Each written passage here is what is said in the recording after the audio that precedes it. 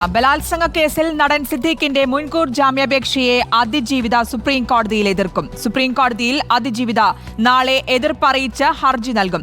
തന്റെ ഭാഗം കേട്ട ശേഷം മാത്രമേ തീരുമാനമെടുക്കാവൂ എന്ന് അതിജീവിതയുടെ ആവശ്യം. ശ്യാം ദേവരാജ് നൽകും വിശദാംശങ്ങൾ. ശ്യാം, സിദ്ദീഖ് മുൻകൂർ ജാമ്യാപേക്ഷയുമായി നാളെയോ മറ്റന്നാളോ കോടതിയെ സമീപിക്കും, സുപ്രീം കോടതിയെ സമീപിക്കും. മുതിർന്ന അഭിഭാഷകനായിരിക്കും ഹാജരാകുക എന്നും അറിയുന്നു. ഇതിനിടെ ഇപ്പോൾ അതിജീവിത കൂടി ഇതിനെ എതിർപ്പ് അറിയിച്ച് ഹർജി നൽകുമെന്നാണോ അറിയാൻ കഴിയുന്നത്? ശ്രുതി, അങ്ങനെ തന്നെയാണ്. കാരണം അടുത്ത 2 ദിവസത്തിനുള്ളിൽ നാളെയോ മറ്റന്നാളോ ആയിരിക്കും ഈ സിദ്ദീഖ് ഹൈക്കോടതി വിധി ചോദ്യം ചെയ്ത് സുപ്രീം കോടതിയിൽ അപ്പീൽ നൽകുക, മുൻകൂർ ജാമ്യാപേക്ഷ നൽകുക. ഈ മുൻകൂർ ജാമ്യാപേക്ഷയെ എതിർത്താണ് ആ സിദ്ദീഖിന്റെ മുൻകൂർ ജാമ്യാപേക്ഷ വരുന്നതിന് മുമ്പ് തന്നെ സുപ്രീം കോടതിയെ സമീപിക്കാൻ ഒരുങ്ങുന്നത്. കാരണം ഈ അതിജീവിതയുടെ ഹർജിയിൽ ആവശ്യപ്പെടുന്ന ഏറ്റവും പ്രധാനപ്പെട്ട കാര്യം ഈ സിദ്ദീഖിന്റെ മുൻകൂർ ജാമ്യാപേക്ഷയുമായി സിദ്ദീഖ് സുപ്രീം കോടതിയെ സമീപിച്ചാൽ തന്റെ ഭാഗം കേൾക്കാതെ തീരുമാനമെടുക്കരുത്, അല്ലെങ്കിൽ തന്റെ ഭാഗം കേട്ട ശേഷം മാത്രമേ ഒരു തീരുമാനമെടുക്കാവൂ എന്ന കാര്യമായിരിക്കും അതിജീവിത ആവശ്യപ്പെടുക. അല്ലെങ്കിൽ സാധാരണഗതിയിൽ ചിലപ്പോൾ സുപ്രീം കോടതിയിൽ ജാമ്യാപേക്ഷയുമായി വരുമ്പോൾ മറുഭാഗം കേൾക്കുന്നതിന് മുമ്പ് തന്നെ ചിലപ്പോൾ അറസ്റ്റ് വിലക്കുക ഉൾപ്പെടെയുള്ള നടപടികളിലേക്ക് അത്തരം തീരുമാനം സുപ്രീം കോടതി എടുക്കാറുണ്ട്.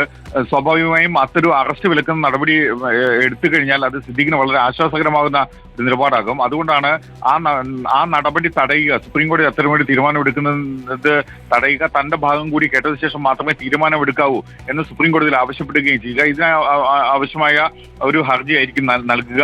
സുപ്രീം കോടതിയിൽ നിന്ന് നിലവിൽ 3 മുതിർന്ന വനിതാ അഭിഭാഷകർ ഉൾപ്പെടെയുള്ള ആളുകളെയാണ് പരിഗണിക്കുന്നത്. മുതിർന്ന അഭിഭാഷകരായിരിക്കും സുപ്രീം കോടതിയിൽ ഈ അതിജീവിതയ്ക്ക് വേണ്ടി ഹാജരാകുക എന്നാണ് നമ്മൾ മനസ്സിലാക്കുന്നത്. എന്തായാലും ഇത് സംബന്ധിച്ച അപേക്ഷ നാളെ രാവിലെ തന്നെ, ഈ പ്രത്യേക അനുമതി ഹർജി നാളെ രാവിലെ തന്നെ അതിജീവിത സുപ്രീം കോടതിയിൽ നൽകുകയും ചെയ്യും. അത് സുപ്രീം കോടതിയിൽ നൽകിയാൽ സിദ്ദീഖിന്റെ മുൻകൂർ ജാമ്യാപേക്ഷ വരുന്നതിന് അനുസൃതമായിരിക്കും ഈ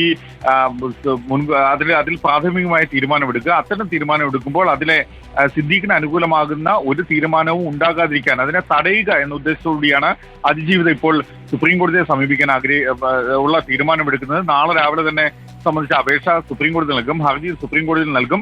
സുപ്രീം കോടതിയിലെ മുതിർന്ന അഭിഭാഷകർ, വനിതാ അഭിഭാഷകർ ഉൾപ്പെടെയുള്ള ആളുകൾ തന്നെ, അവരിൽ ആരെങ്കിലും ഒരാൾ തന്നെ അതിജീവിതയ്ക്ക് വേണ്ടി ഹാജരാകും എന്നുകൂടിയാണ് നമുക്ക് ലഭിക്കുന്ന വിവരം.